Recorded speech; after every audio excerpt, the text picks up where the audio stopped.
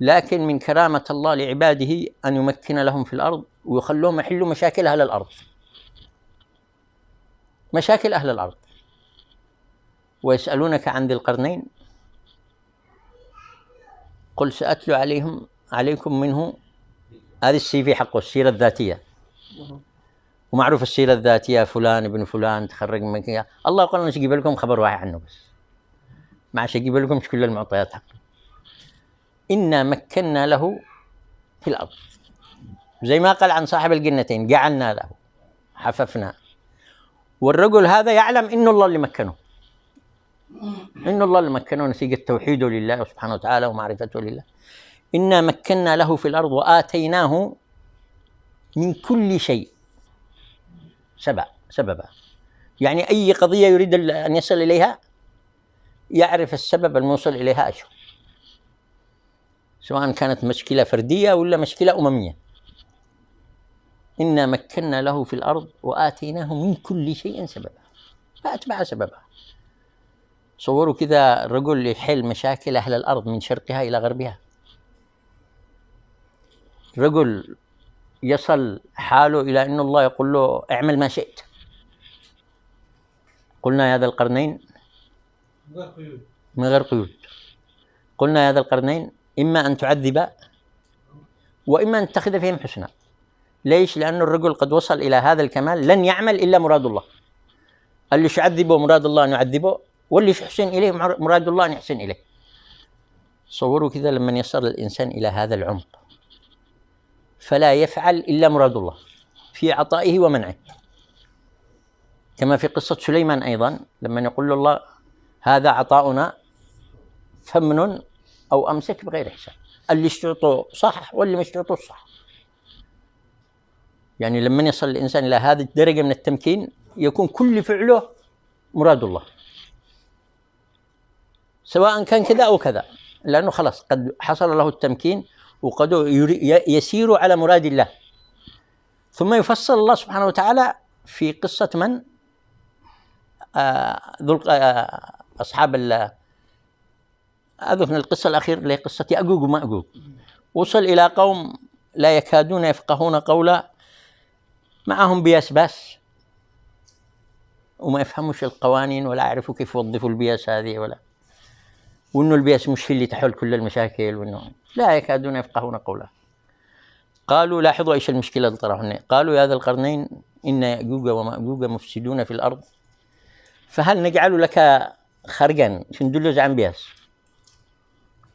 على أن تجعل بيننا وبينهم سدا.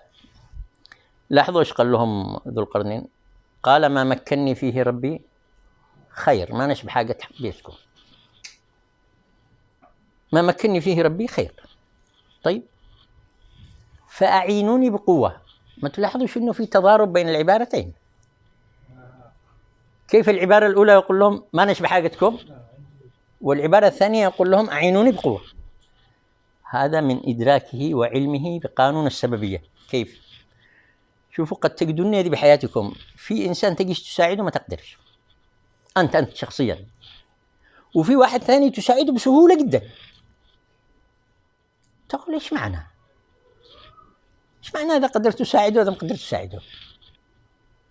وأظن هذه حصلت بحياتنا كلنا. يعني في قانون لله في السببية، وهو شوفوا أي واحد صاحب مشكلة مفتاح المشكلة بيده هو. إذا ما عمل إيش ما تقدرش تساعده ولو أنت ذو القرنين. مرة ثانية، أي واحد عنده مشكلة من سنن الله سبحانه وتعالى إنه جعل مفتاح المشكلة بيد صاحب المشكلة. إذا ما عمل إيش ما تقدرش تساعده إطلاقا. طيب إيش القصد هنا؟ هذا اللي يقول لهم ذو القرنين يشرح لهم القانون هذا. فأعينوني بقوة. إيش القوة؟ أنتم تشتوا حل. أيوة نشتي حل، خلاص اشتغلوا، خلاهم هم اللي يشتغلوا، مش معاكم بياس وتجلسوا تتفرجوا للخلق. فأعينوني بقوة أجعل بينكم وبينهم ردما. الحل اللي طلبتنه ما هو الصحيح اللي هو السد. الحل الصحيح الردم، ولذلك إلى الآن لم، يعني مع تقدم العلم إلى الآن لم يكتشف العلم الحديث أين هم هذول يعقوق وماجوج. طيب أجعل بينكم وبينهم ردما، آتوني زبر الحديد، وظفهم هم. يعني صاحب المشكلة إذا في أبعاد يقدر يعملها، إذا ما عملها شو ما تقدر تساعده، إذا ما بدش كذا بفعل يساعد نفسه مش تقدر تساعد نفسه، مش تقدر تساعده. آتوني زبر الحديد، هم اللي آتوا، حتى إذا سوى بين الصدفين قال انفخوا، هم اللي نفخوا. الحاجة اللي ما يقدرش يعملونه هو يعمله. قال آتوني أفرغ عليه قطرة، فشكل لهم الحل هذا. والقانون هنا، القانون الجميل في السببية، إنه أي مشكلة عند صاحب مشكلة في جهد إذا ما قام بشو ما تقدر تساعده. قانون السببية هو هكذا، إذا ما بذلش الجهد الصحيح في حل مشكلته ابتداء ما تقدر تساعده. فتشوفوا إذن هنا ذو القرنين مكنوا الله سبحانه وتعالى هذا التمكين إنه يحل مشاكل الأرض، ووصل بهذا التمكين إلى إن الله يقول له افعل ما شئت، لأنك مش تفعلش إلا مراد الله سبحانه وتعالى. وقد الرجل هنا مكنوا الله من فعل الأمر الشرعي والأمر القدري، الأمر الشرعي والأمر القدري.